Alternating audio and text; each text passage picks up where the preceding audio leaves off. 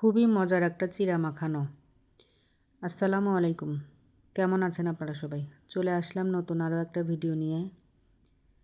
চিড়া মাখানোটা মানে সবসময় আমার বাসায় পছন্দের একটা খাবার, তারপরে সবসময় করা হয় না, মাঝে মধ্যে করি। এরকম করে সন্ধ্যার সময় একটু চিড়া মাখিয়ে নিলে সাথে যদি 1 কাপ চা কিংবা কফি হয়, একদম ব্যাপারটা জমে যায়।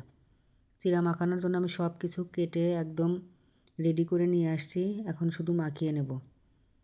বেশি করে পেঁয়াজ কাঁচামরিচ ডলে নিলাম, একটু লেবুর খোসা কুচি করে দিয়েছি, এটা দাঁতের নিচে পড়লে অনেক মজা লাগে। আর ধনিয়া পাতা দিয়ে আবারও একটু ডলে নিচ্ছি। এগুলো সব কিছু ডলা হয়ে গেলে এখন কুচি কুচি করে রেখেছিলাম টমেটো আর শসা,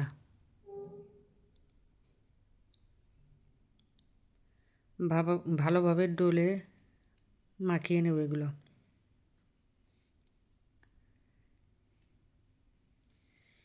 সরিষার তেল দিলাম।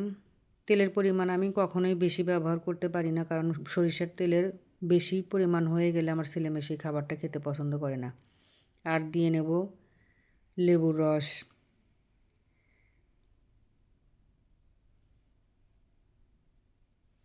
পুরো একটা লেবু চিপড়ে দিয়েছি এখানে আমি।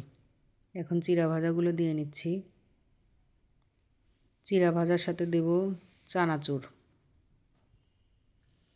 এখন সব কিছু মিক্স করার পালা।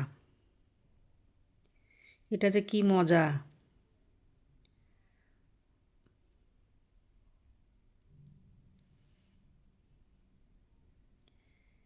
এভাবে চিড়া মাখিয়ে খেলে আর সেদিন আর কিছুই দরকার হয় না, মানে সেদিন সন্ধ্যায় কিংবা রাত্রে আমাদের আর অন্য কোনো খাবারের দরকার হয় না। আল্লাহ হাফেজ।